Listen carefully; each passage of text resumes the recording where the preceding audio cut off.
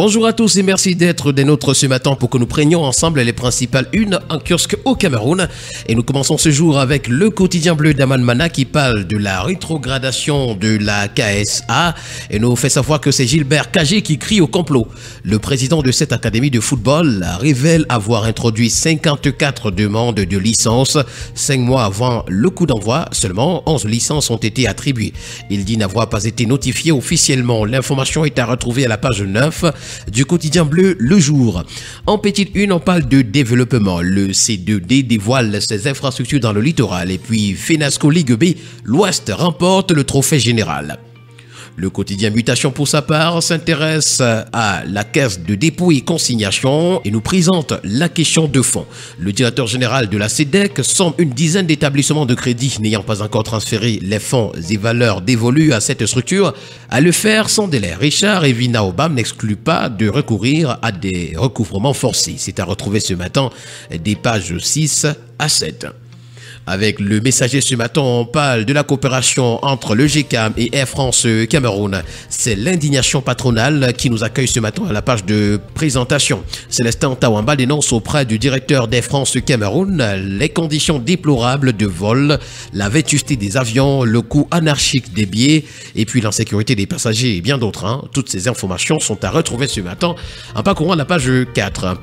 En page 8, on parle de transfert des fonds à la SEDEC également. Les retardataires sont sur le grill. Le DG de la Caisse des dépôts et consignations annonce des mesures de recouvrement forcé contre les établissements de crédit qui n'ont pas respecté l'échéance légale.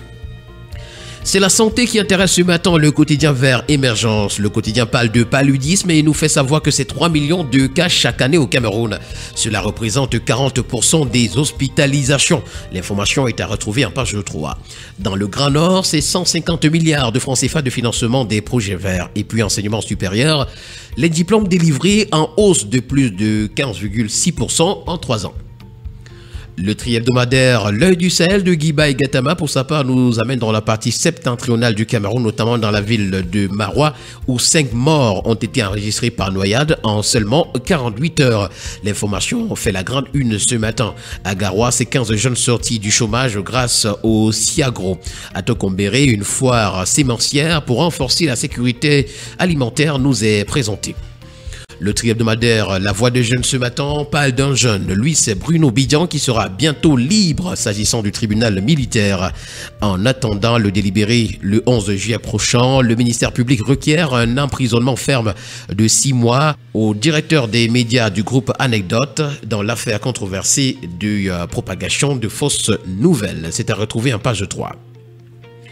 Le quotidien L'économie ce matin parle de la coopération entre le Tchad et le Cameroun et nous présente les retombées économiques du pipeline 20 ans après. Outre la création d'emplois, l'exploitation de l'oléoduc a généré d'importantes ressources financières pour le pays.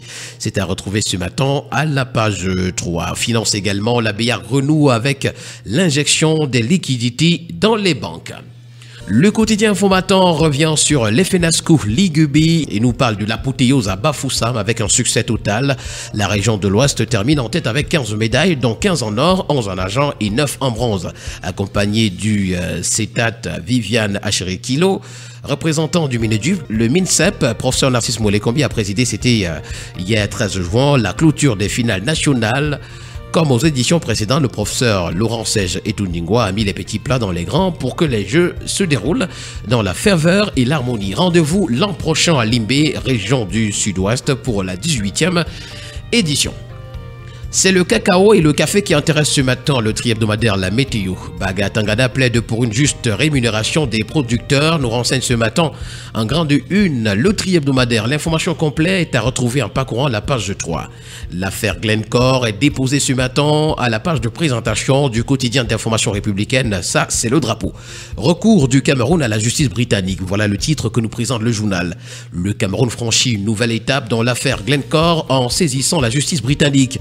Le président Paul Biya a donné son accord pour que le Serious Fraud Office, autorité spécialisée du Royaume-Uni dans la lutte contre la criminalité financière complexe, soit saisi du dossier.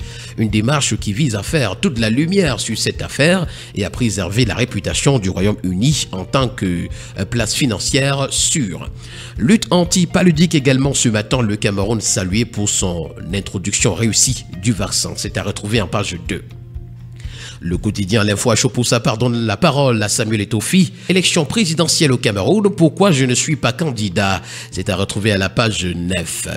Pour le tri-hebdomadaire, le Témoin parle d'implémentation du nouveau CJPS.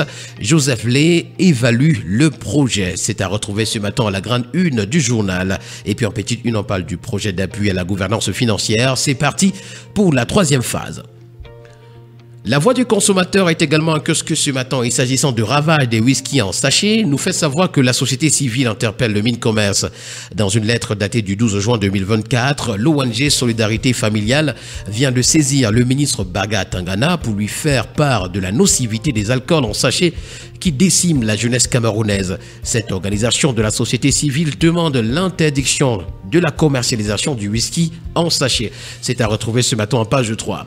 14 juin ce jour, célébration de la journée mondiale du don de sang et puis recrutement dans l'armée.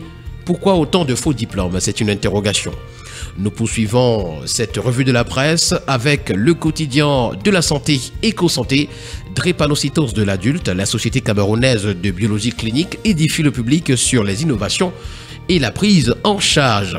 En prélude à la célébration de la journée mondiale de la drépanocytose, Dr Adélaïde Quinché, présidente de la Société camerounaise de biologie clinique, a organisé une conférence sur la drépanocytose de l'adulte. C'était le 12 juin 2024 du côté de Yaoundé. Approvisionnement en médicaments également, la CINAME a tenu la 42e session de son conseil d'administration et puis prescription médicale et ordonnancier. Les ordres professionnels de la santé coordonnent leurs résolutions. Mesdames et messieurs, voilà qui met un terme à cette dernière sortie de la semaine de la revue camerounaise de la presse. Ce fut un plaisir de vous servir de cette manière durant toute cette semaine. Au plaisir de vous retrouver la semaine prochaine pour d'autres éditions. Portez-vous bien et bon week-end à tous.